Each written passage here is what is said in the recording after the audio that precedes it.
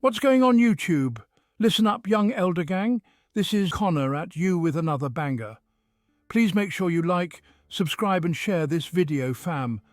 I hope this video get at least 100,000 likes. In this video, you will find history, definitions, scripture, information, and best of all, what we Americans have been deprived of from the beginning, the truth. Keep in mind this content used in this video is intended for educational and informational purposes only. We will give you the total truth as we best understand it today. Be sure to hit that like button, young elder gang. Hit that subscribe button if you're new to the channel. Hit that bell and don't forget to check back with us every day for new content. Hey there, family. Gather round and let me tell you about Big Mama banking system. This is part 3, Follow the Yellow Brick Road. Be sure to check out part 1, The Money Trail, and part 2, Big Mama Hidden Gold Stash, on the video side. All right, let's get started. Just as you can read between the gory lines in the newspaper on any given day in America, you can discover clues and truths slipped in by the powers that be if you look hard enough as to what is actually going on. Such notice can also be found in somewhat lighter fare, the movies. As you well know, movies have become the national pastime of entertainment. Millions go to the movies, VHS tapes and DVDs fill in the rest of the gap. The storyline, topics and timeframes vary as to the manuscript and the vision of the directors. Such a movie was The Wizard of Oz, an allegory for the new state of affairs in America in the 1930s following the stock market crash and the factual bankruptcy of the United States government immediately following. The Wizard of Oz movie is not just a movie for children, though perceived today it is, and it has become a national icon of an historical nature, replayed every year on television, just for the children. What is missed by most is the symbolism in the movie, in almost every character and aspects of the set and so-called special effects and props back then. After reading this article and then seeing the movie again, it will never be the same to you or your children. The setting was Kansas, heartland America, the geographical center of the USA. In comes the twister, the tornado that is whirling confusion of the stock market crash that left everybody economically dizzy. It signified the theft of America's gold, the coming US bankruptcy, the Great Depression. The tornado whisked Dorothy and Toto up into a new artificial dreamlike dimension somewhere above the solid ground of Kansas. When Dorothy awakes, she finds herself in the land of Oz. Dorothy comments to her little companion, "Toto, I have a feeling we're not in Kansas anymore." That's right. After the bankruptcy, Kansas was no longer just plain old Kansas, it was now KS, an artificial corporate venue of the bankrupt United States, newly established federal territory, part of the federal zone, and Dorothy and Toto were in this state now. On her journey in this unfamiliar land, Dorothy meets up with 3 unusual characters, each having certainly a different problem or aspect as portrayed on the silver screen, but their true identity has been decoded and it follows. The first was the Scarecrow, a man of straw, a front, and he identified his strawman persona for Dorothy. Some people without brains do an awful lot of talking. Of course, I'm not bright about doing things. And in his classic song, "If I Only Had a Brain," the Scarecrow/Strawman succinctly argued, "I'd unravel every riddle for every individual, in trouble or in pain." Today, in light of redemption, we would translate it as, once one discovers that his strawman exists, all political and legal mysteries, complexities and confusions are resolved or understood, and once one takes legal title control to his strawman, he becomes the authorized representative of the strawman to accept and discharge, settle all commercial affairs, as in Oz, the new commercial world, aka the Matrix, because the strawman has no brains, and no hands and fingers to grasp a pen to write the check, so to speak, to pay the fine, fee, tax or debt. The second character was the Tin Man, or Tin Man, also identified as taxpayer identification number. The Tin Man was a hollow man of metal, a vessel, a vehicle, a newly created commercial code word for the straw man. Just like the Scarecrow, the Tin Man had no brain and had no heart. Both were artificial persons. One of the definitions of tin in Webster's is counterfeit. The Tin Man also represented the mechanical and heartless aspect of commerce and commercial law. Just like they say in the mafia, nothing personal, it's just business. And in another profession similar to the mafia, the business of lawyering, they have the attitude that it's nothing personal. Business is business. The heartless Tin Man also carried an axe, the traditional symbol for God, that is modern commercial law in earlier dominant civilizations, including fascist states. In the words of the Tin Man, expressing relief after Dorothy had oiled his rusty points and parts, he said, "I've held that axe up for ages." The word ace is etymologically related to the word axe, and in a deck of cards, the only one above the king is the ace, that is God. One of the Axis powers of World War II, Italy, was a fascist state. The symbol for fascism is the fasces, a bundle of rods with an axe bound up in the middle and its blade projecting. The fasces may be found on the reverse of the American Mercury head dime. In Roman deity Mercury was the god of commerce. It can also be found on the wall behind, and on each side of the speaker's podium in the US Senate. Each gilded fasces is approximately 6 feet in height. And at the base of the seal of the US Senate are 2 crossed fasces. The third character that Dorothy met was the Cowardly Lion, or King of Beasts, and as the most feared of all animals in the jungle, was lacking courage. The lion is symbolic of the once fearless American people who have since lost their courage. Yes, there are a lot of hot talkers out there. Just listen to your local radio talk shows. American men love to talk, but none have the courage to do a damn thing. The American people are scared of the corporate federal system and local revenue collectors, that is, cops and judges in their so-called courtrooms, tribunals, of justice, commerce. After your first few go-arounds with the Just Us system, believing there was justice in the courts, you probably lost some of your courage too. And you may have not known it, but the IRS has been dealing with only your straw man, debtor, strictly under the laws of commerce, and they are just like the Tin Man, heartless. After Dorothy and her 3 companions made their way to Oz, they had learned that they had to go see the wizard. To find the wizard, they had to just follow the yellow brick road. Gold is known as yellow bricks and are melted into ingots. All one has to do is follow the trail of America's stolen gold, and you will find the thief who stole it. In the beginning of the movie, the wizard was represented by the traveling mystic, Professor Marvel, whom Dorothy encountered when she ran away with Toto. His macabre shingle touted that he was acclaimed by the crowned heads of Europe, past, present, and future. Boy, that Professor Marvel must have been a regular wizard to be acclaimed by the future crowned heads of Europe before they were even crowned. Before the bankers stole America, they had long since disempowered the Christian monarchies of Europe and looted their kingdoms. Maybe this Professor Marvel fellow knew something about the future that other folks didn't. With a human skull peering down from its painted perch above the door inside his wagon, the good professor lectured Dorothy of the priests of Isis and Osiris and the days of the pharaohs of Egypt. When Dorothy and her new friends emerged from the forest, they were elated to see the Emerald City before them, only a short jaunt away.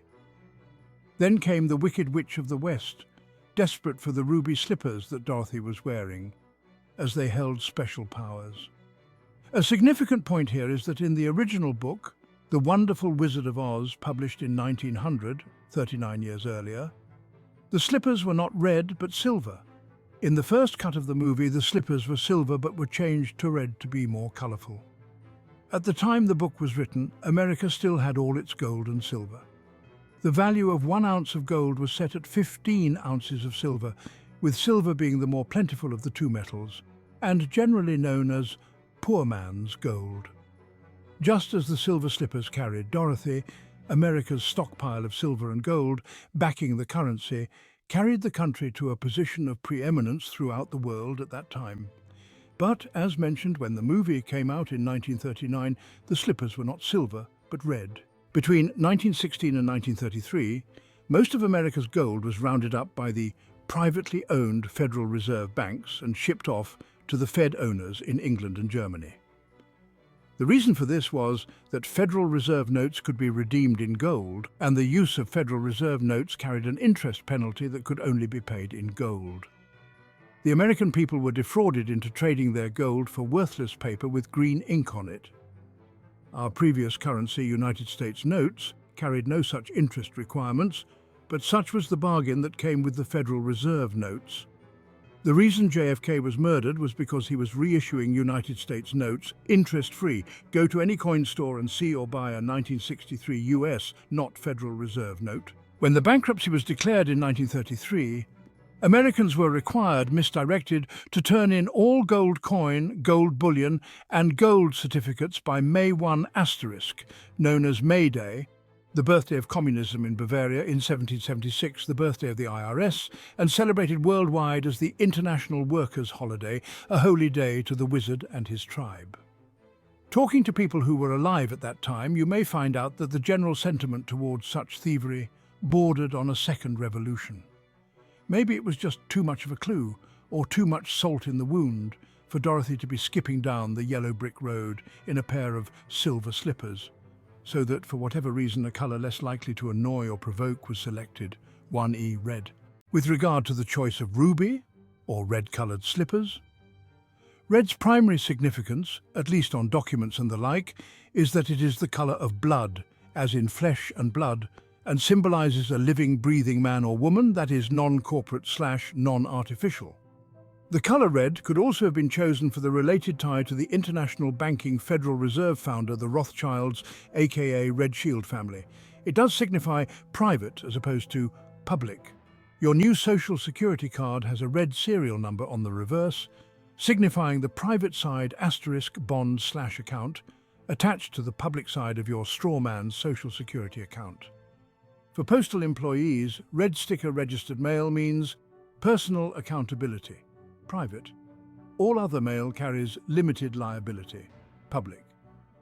It is likely that the ruby slippers symbolized the American people with blood in their veins, as opposed to citizens of the United States, strawmen with the counterfeit corporate blood of blue-black ink on a birth certificate.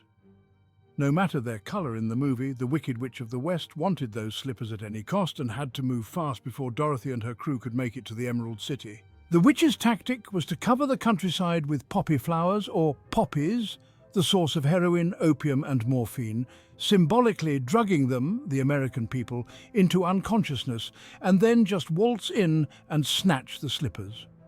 In other words, the best way to subjugate the American people and boost the goods was to dull their senses by getting them hooked on drugs. Note, LSD was created the same year, 1939, by Dr. Albert Hofmann. The poppies drugs worked on Dorothy, the lion and Toto, our flesh and blood friends, but had no effect on the Scarecrow or the Tin Man, the artificial entities. The two of them cried out for help, and Glenda, the good witch of the north, answered their prayers with a blanket of snow, aka cocaine, a stimulant nullifying the narcotic effect of the poppies' opium on Dorothy, the lion and Toto. At this writing, aside from marijuana, the two most available drugs on the streets of America are heroin and cocaine in their various forms. As they all scampered toward Emerald City, the city of green Federal Reserve notes, the new fiat money or money by decree, we heard the Munchkins singing on the glory of the wizard's creation. You're out of the woods, you're out of the dark, you're out of the night. Step into the sun, step into the light, keep straight ahead for the most glorious place on the face of the earth or the stars. The foregoing jingle abounds with illuminist Luciferian symbols and metaphors, darkness and light. The Wicked Witch of the West made her home in a round medieval watchtower, ancient symbol of the Knights Templar of Freemasonry, who are given to practicing witchcraft and also credited as the originators of modern banking circa 1099 AD. The Wicked Witch of the West was also dressed in black, the colour symbolising the planet Saturn, sacred icon of the Knights Templar, and the colour of choice of judges and priests for their robes. Who was the Wicked Witch of the West? Remember, in the first part of the film, her counterpart was Almira Gulch, who, according to Aunt Em, owned half the county. Miss Gulch alleged that Dorothy's dog, Toto, had bitten her. She came to the farm with an order from the sheriff demanding that they surrender Toto to her custody. Aunt Em was not immediately cooperative, and answered Miss Gulch's allegations that Toto had bitten her with "he's really gentle, with gentle people, that is." Could gentle really mean Gentile? When Miss Gulch defied them to withhold Toto and go against the law, dear old Aunt Em was relegated to pushing the party line for Big Brother. She dutifully succumbed to the pressure and counselled Dorothy reluctantly. Does this sound like most American people? "We can't go against the law, Dorothy. I'm afraid poor Toto will have to go." When Dorothy refused to surrender Toto, Miss Gulch lashed out, "If you don't hand over that dog, I'll bring a damn suit that want to take your whole farm." Today, 70% of all attorneys in the world reside in the West, America to be exact, and 95% of all lawsuits in the world are filed under US jurisdiction. The Wicked Witch of the West and Miss Gulch, dear friends, represent judges and attorneys, that is, the American legal system, including the attorney-run US Congress. They are the executioners and primary henchmen for transferring all wealth in America from the people over to the banks and the government. The Wicked Witch of the West wanted the silver slippers, the precious metals, and her counterpart, Miss Gulch, wanted to take Toto. What does the word Toto mean in attorney language, that is Latin? Everything. Dorothy and her three companions finally made their way to the Emerald City. They sought an audience before the wizard, were taken inside and brought before the wizard. A gigantic image speaking in a loud voice behind glass, similar to smoke and mirrors. Dorothy and the gang fell for the wizard's illusion, power and commands in the beginning. But it was little Toto who, by his instinct, pulled the curtain back to expose the fraud of the wizard. A asterisk frontman for the wizard, an agent for the fiction. This wizard the people feared. The wizard, this gigantic image speaking in a loud voice behind glass, could very well symbolize, with the advent of television, the power of government speaking lies before the people via TV. Because if the people saw it on TV, it must be true. And of course the people will believe their government, won't they? Remember the drugs? But Dorothy and the others soon wised up and revealed the wizard for what he was, a confidence man. Then, when asking the agent, administrative agencies, about helping the scarecrow/straw man about getting a brain, he gave the straw man a piece of paper and a diploma from a university.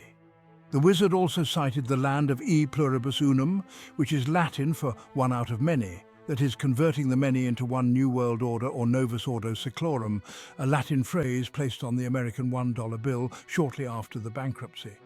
He also proudly confessed that he was born and bred in the heart of the western wilderness, an old Kansas man myself. He gave the Tin Man Attica, clock, to sound like a heart, but it was not. And to the lion, he gave a medal, to signify that the lion had courage.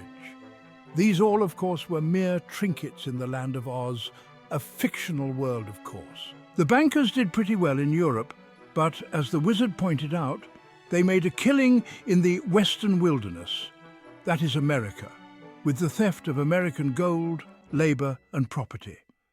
Quoting John D. Rockefeller, "Grateful and responsive rural folk who populated the country at that time."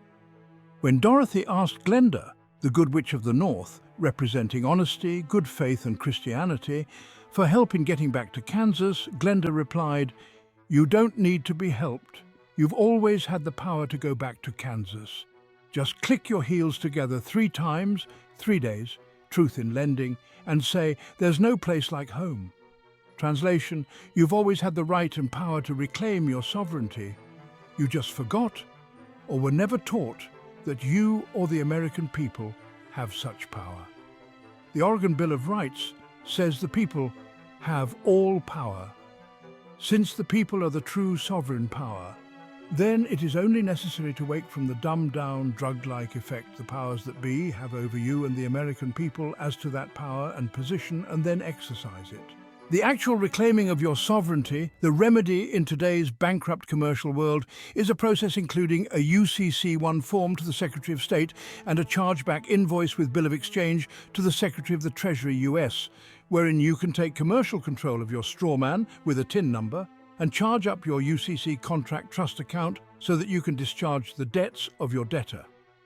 Americans have intimate, first-hand knowledge of the heartless mechanics of the laws of commerce, religiously applied by the example of the unregistered foreign agents of the Internal Revenue Services. The IRS, accounting firm and collection agency for the private Federal Reserve Bank, was constituted under the UCC at its inception in 1954 and has been operating strictly in that realm ever since. And as a side note, how was the Wicked Witch destroyed?